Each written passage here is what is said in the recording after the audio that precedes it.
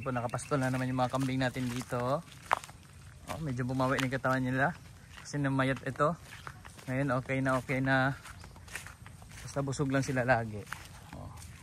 Pinurga ko rin ito. At ngayon, ayan ang katawan nila. Medyo bilog-bilog na. Ayan, napakarami pa rin naman mga damo dito. So advantage naman dito sa kambing ay wala tayong gasto sa feeds. No, tapos may area din na malakas ang kambing pero may area din na mahina talaga ang bintahan ng kambing. No, pero dahil ngayon dito sa amin actually hindi naman ganoon kalakas ang kambing. Usual dito ang tinatakilik ng mga tao ay baboy tsaka manok. No, pero sa kambing na enjoy natin tsaka meron din naman naghahanap. No, at least pag may naghanap ng kambing meron tayong may offer. Ayan. So marami-rami na rin to. Meron tayong nasa 20 plus, mga 25, 26 na inahin na. No, kasi bumili tayo ng bago. Ito yung mga bago nating nabili. Tapos yung mga luma nating inahin nandun sa kabila. Kanya-kanya kasi yan sila. Yan, zoom natin. Yan natin kung abot. Ayan o, nandun yung ibang mga inahin nating kambing. Yan yung mga existing namin. Actually marami-rami din yan sila, kalat lang. Meron pa doon. So ayan yung ating mga alagang kambing. So dito ito yung mga native na to. Pero may mga upgraded na rin kasi matataas na rin, malaki-laki na rin yung mga kambing natin. Hindi na ganoon kaliit. Yan, malaki-laki na rin. At inantay na natin gumaling pa yung iba, yung puti, medyo payat pa rin. Hindi na medyo talagang payat pa. So sana ay gumanda na ang katawan ito. Oh, ganda na ng mga katawan ng iba oh. Yan. So kailangan lang talaga sa kambing din sapat na damo. Doon kasi sa binilhan din namin, medyo nagkakaubusan na sila ng damo.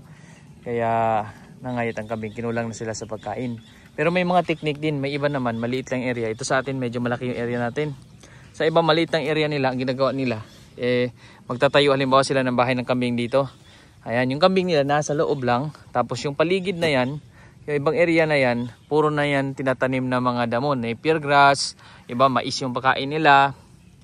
So may iba-iba ring paraan ng pag-aalaga ng kambing. Which is, wala talagang gasto sa pagkain din. No, maliban na lamang doon sa mga vitamins, pampurga, so yan naman ay napaka-minimal na lang. Pero pagdating sa pagkain hindi katulad ng alagang mga baboy, pabo, manok, no, may ilan malaki gastos.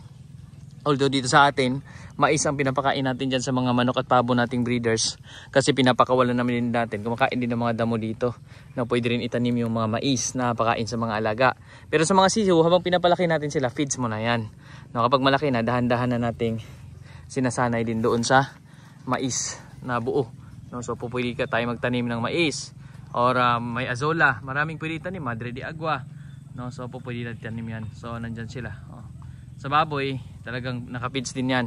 No, although pinapakain din natin ng mga natural na pagkain yan, yung mga nabanggit natin, madre de agua, kangkong, nandiyan yung mga katawan ng saging, hinakain din nila. So ang technique naman natin dyan, ayun, pinaghalo natin kasaba. Ayun o, pakita ko sa inyo yung taniman ng kasaba. Ayan, yan sa unahan. Labas na lambat yan, mga kasaba naman yan dyan. Ayan. So yan yung pakain naman namin sa mga alaga naming baboy. Niluluto namin bago ibigay sa mga baboy yan. No, at yun ay malaking tulong din para makatipid tayo sa pakain ng alaga. Pag may mga tanim din tayo. So yan yung paraan namin para makakalis gastos tayo. So dito sa unahan, meron din tayong baboy. Actually ang ginagawa din natin dahil itong mga kambing natin native. So meron tayong pang upgrade yan. Doon sa unahan may baboy tayo doon. Pakita ko rin sa inyo yun. Which is ngayon ay inalalayan natin. Tapos bit-bit ko rin tong molasses.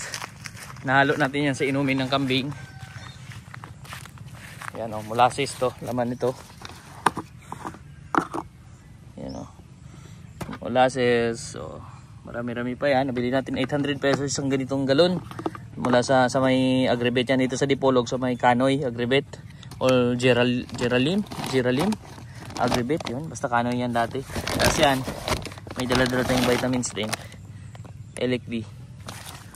Tapos meron tayo nitong multivitamins plus amino acids. Tapos meron tayong multi-V. So yan yung mga vitamins naman na ginagamit natin dito. So ayan, dala-dala ko yan kasi inihanda ko yan para pag nagpakain ng baboy, nagpainom ng baboy, mahalo natin. Kahit sa kambing, halo ko rin yan. Eto, meron tayo dito pang upgrade na kambing. Ayan o. Sila yung mga pang-upgrade natin. Mga malalaking lahing kambing na yan. Batang bata pa yan pero malaki na. Ayan yung mga panglahi nating kambing. Tapos sa unahan naman, yan yung isang bahayan ng kambing namin. Sa unahan, ito yung isa pang bahayan ng kambing. Pero sa ngayon wala dyan ang mga kambing kasi sila ay sa labas kumakain. Tapos may mga biik tayo doon. May mga gumagalang biik dyan sa paligid. Yung inahin nila nasa loob ng kulungan. Yung mga biik natin gumagala. Tapos dito, meron tayong inalalayan kasi 15 piraso ang anak na inahin natin dito.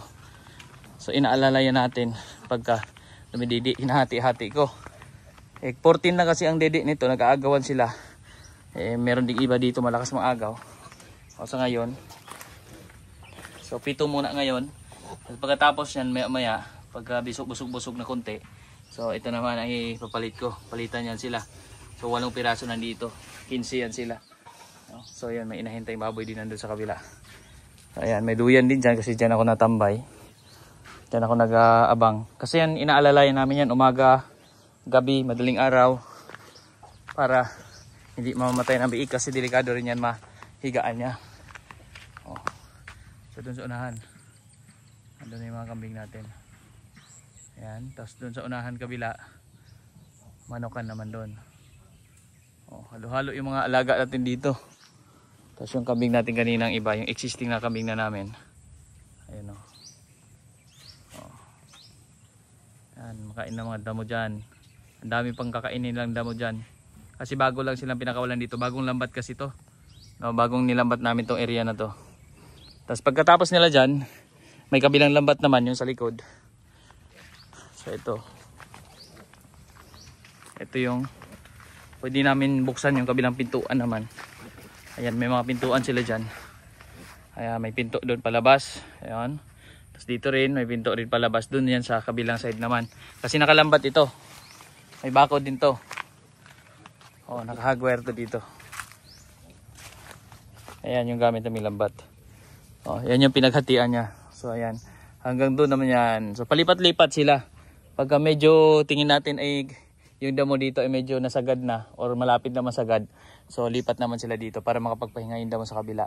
Actually mas best pa rin na ito kung maraming lambat. Halimbawa, at least siguro 5 lambat, no, para mas malipat-lipat sila na mas maganda. Halimbawa every 5 days dito, every next day sa kabila naman. Every after or per week. 1 week dito, 1 week sa kabila, ganun. Tapos 1 week hanggang doon sa kabila para mas nakakatubo yung mga damo, no? At sabi pa nga nila nakakatulong yun para less sa mga parasites, no? So ayan yung technique din ng marami doon sa mga napapanood natin sa seminars, ganyan, no? So ang kambing lang, bukod sa pag-aalaga sa kanila, bukod sa mga damong yan, kailangan din natin silang purgahin. Kung napansin natin na kailangan magpurga, pinupurga namin yan, pero pinipili namin yung hindi buntis, yun yung pinupurga namin, no? Kasi actually yung iba naman di daw sila nagpupurga. So may ano din naman kasi, may mga natural dewormer na sinasabi. Actually napapanood ko lang yun. Sabi mga natural dewormer tulad ng nitong ipil-ipil kapag may nakain sila, o kaya yung mga makahiya plant, mga ganyan, mahilig sila kumain ng makahiya. Ayan, mga natural dewormer din daw yan. Nakakatulong din daw yan sa kanila para medyo mabawasan yung mga bulate. Kaya pala may mga kambing din kami hindi na napupurga, okay pa rin naman yung katawan. So sabi ko, kaya pala dahil pala may mga natural dewormer din pala sila tulad noon, marami dyan di na napupurga yan, pero okay naman yung katawan nila. So dahil yan sa mga natural dewormer na meron din sa paligid. Pero kapag hindi kaya ng natural dewormer na kinakain nila dyan, purgahin natin para mas sigurado tayong lalaki sila, no? So ayan, yan yung ating paraan dito sa pag-alaga. At muli po sa inyong lahat, maraming salamat po.